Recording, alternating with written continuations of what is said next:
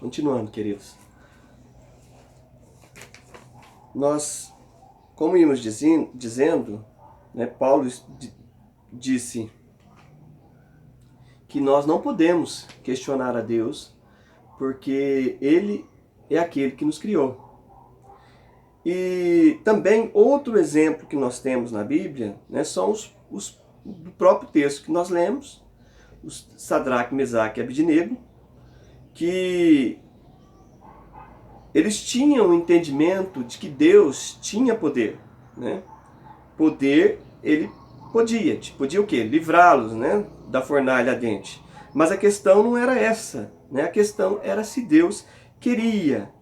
Porque o que nós vemos aqui é justamente eles dizerem, se o nosso Deus a quem servirmos quer livrar-nos, ele nos livrará da fornalha, de fogo ardentes e das tuas mãos. Se não, fica sabendo, ó rei, que não serviremos aos teus deuses, nem adoraremos a imagem de ouro que levantaste. Né? Então nós vemos aí claramente eles dizendo, dando testemunho acerca de que Deus livrando ou não, eles continuariam servindo a Deus. O testemunho foi dado.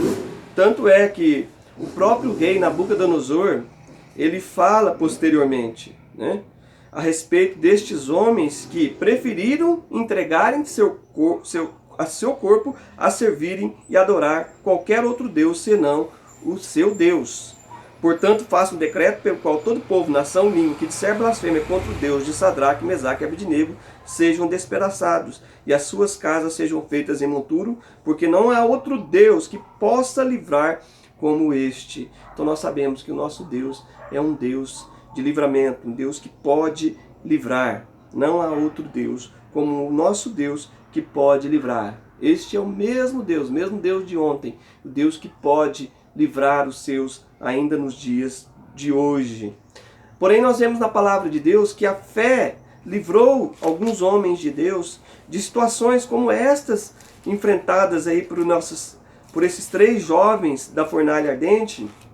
Mas vejam só, Hebreus 11, a partir do versículo 32, que mais direi? Certamente me faltará tempo necessário para referir o que há a respeito de Gideão, de Baraque, de Sansão, de Jefté, de Davi, de Samuel, dos profetas, os quais por meio da fé subjugaram reinos, praticaram a justiça, obtiveram promessas, fecharam a boca dos leões, extinguiram a violência do fogo, escaparam ao fio da espada, da fraqueza tiraram forças, fizeram-se poderosos em guerras, puseram em fuga exércitos estrangeiros. Vejam só quantas coisas eles conseguiram fazer por intermédio da fé, coisas que não poderiam ter sido feitas se não houvesse o agir sobrenatural de Deus. Né?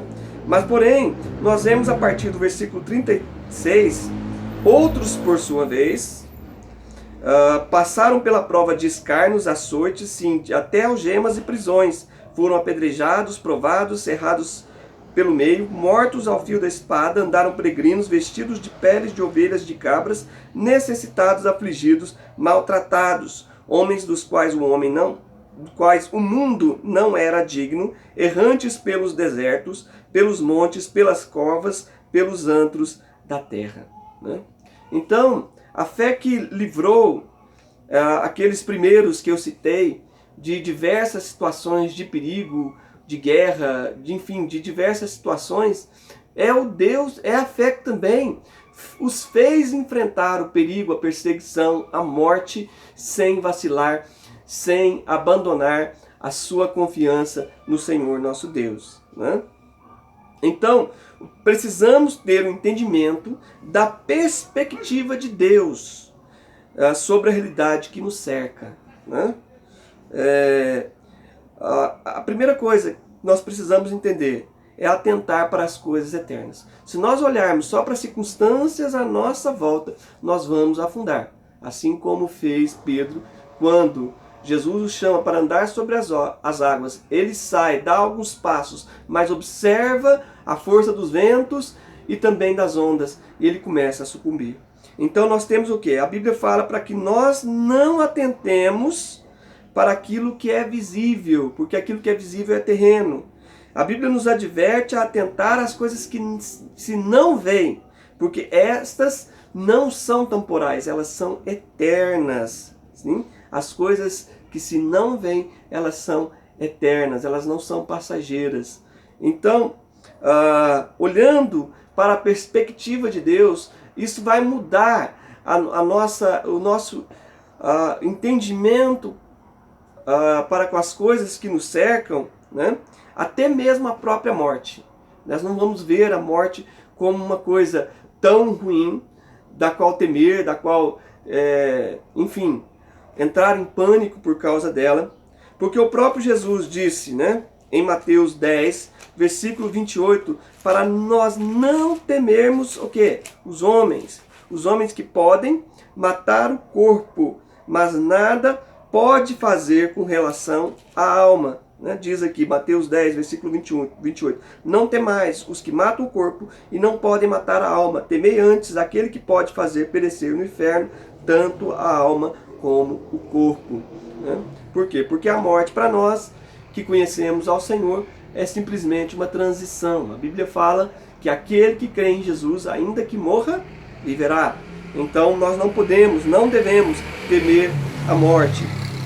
Jesus até mesmo advertiu que durante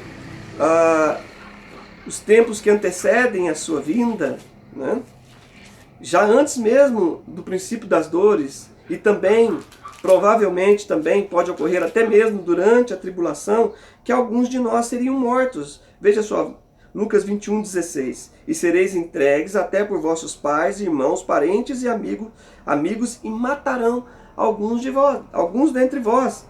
É interessante que Jesus fala a respeito daquilo que muitos entenderiam. Poxa, mas isso é o fim de tudo. É a pior coisa que pode nos acontecer. Mas Jesus, é interessante que nesse texto ele nos adverte para que nós não nos preocupemos. Olha só que interessante. Para que nós não nos preocupemos. Então, por que não? Mas alguém pode ser morto, pode ser preso, pode ser encarcerado. Por que não terei motivo para não me preocupar? Né? É porque ele faz menção justamente, né, de que nos versículos 18 e no versículo 19, contudo não se perderá um só fio de cabelo da vossa cabeça, e na vossa perseverança que ganhareis a vossa alma.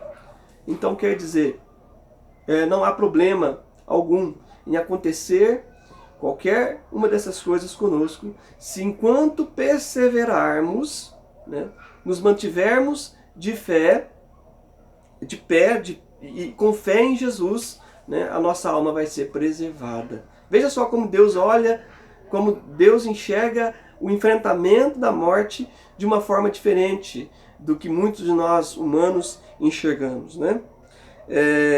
Então, mesmo porque há uma promessa na palavra de Deus que passando ou não pela tribulação, né, e eu já falei a respeito disso, de que há duas correntes, uma que diz que o crente vai passar pela grande tribulação que antecede o dia do grande juízo final, né, ou que ele vai passar ou não, né, mas passando ou não pela grande tribulação, veja só a promessa que Deus nos faz aqui em Apocalipse, capítulo 3, versículo 10. Diz assim, porque guardaste a palavra da minha perseverança, também eu te guardarei da hora da provação que há de vir sobre o mundo inteiro, para experimentar os que habitam sobre a terra.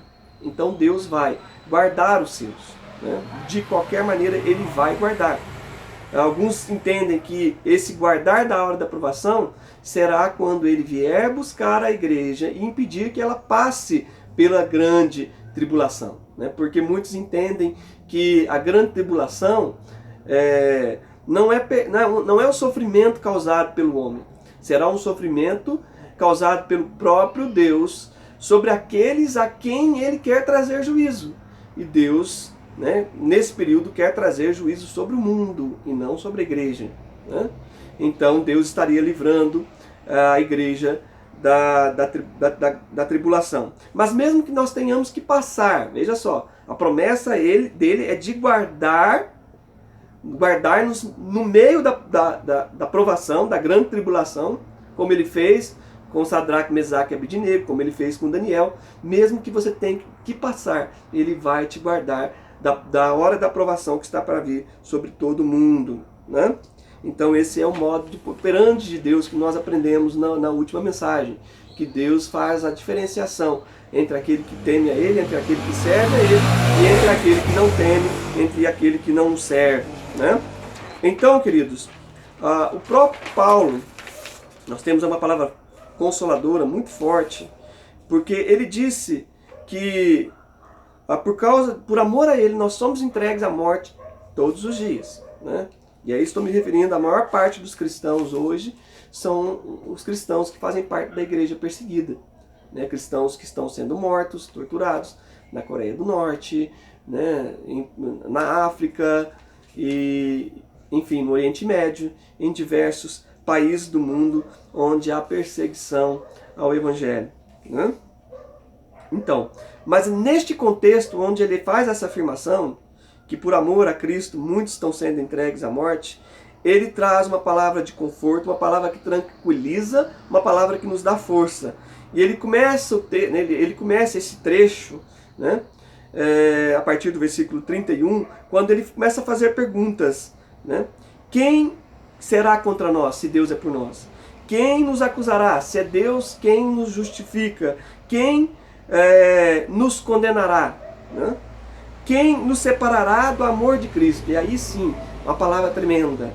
Ele diz, quem será o perigo, espada, a fome, a nudez, coisas do presente, coisas que nós estamos passando agora, essa pandemia, coisas do porvir, grande tribulação, seja lá o que vier de pragas ainda que estão para ser derramadas, né? Serão anjos, potestades, quer dizer, demônios, sejam de que casta ele for, porque ele está falando aqui de potestades, poderão nos separar. Ele disse, eu tenho certeza que nem morte, nem vida, nem a própria morte pode nos separar do amor de Cristo. Que maravilha, né? E ele diz, em todas as coisas nós somos mais que vencedores. Seja o que você estiver passando, ou o que você vier a passar, meu querido, sua vida já está escondida em Cristo, né? Você já possui a vida eterna. A única coisa que não poderia deixar de acontecer contigo já lhe foi garantida, que é o quê? A vida eterna. A sua vida já está em Deus, você já está assentado nos lugares celestiais em Cristo, né? Você já está reinando com Ele, é assim que Deus o vê nesse exato momento. Então nós não precisamos temer mal algum, né? Derrota não é ser perseguido, ser preso, adoecer ou morrer. Derrota é perder a fé, né? E por isso que o autor de Hebreus adverte, não abandoneis a vossa confiança, ela tem grande galardão. A nossa fé em Deus, a nossa confiança em Deus, no final será recompensada, como o texto que nós lemos, né? Na vossa perseverança ganhareis as vossas almas. Então não perca a sua fé. Jesus disse que neste mundo nós passaríamos por aflições, ele não mentiu. Em João capítulo 14, versículo 1, ele diz, não se turbe o vosso coração, crede em Deus, crede também em mim, tende bom ânimo, eu venci o mundo, disse Jesus, venceu o mundo, venceu o diabo, venceu o pecado, e se nós estivermos com Ele, nós também venceremos, nós venceremos e conquistaremos tudo aquilo que Jesus conquistou por nós, porque nós somos herdeiros e co-herdeiros com Cristo, né? Ele, na sua oração sacerdotal, no capítulo 17 de João, no versículo 15, Jesus está orando ao Pai, pedindo diversas coisas, pedindo por nós, pedindo santificação, pedindo unidade, mas ele pede uma coisa, ele diz assim no versículo 15, não peço que os tire do mundo, mas peço que os livre do mal, né? O que seria o mal? Se nós sabemos que nós podemos passar tudo isso, perigo, fome, nudez, espada, perseguição ou até própria morte. Porque essas coisas não são mal da perspectiva de Deus, se nós já temos a nossa vida eterna garantida em Cristo. É por isso que a Bíblia diz, nós somos mais do que vencedores. O mal é quando nós, passando essas circunstâncias, essas adversidades, nos desanimamos, ou abandonamos a nossa fé, ou abandonamos a nossa caminhada, né? Nós não completamos a carreira, nós não guardamos a fé. Isso é o que pior pode acontecer na vida de um ser humano.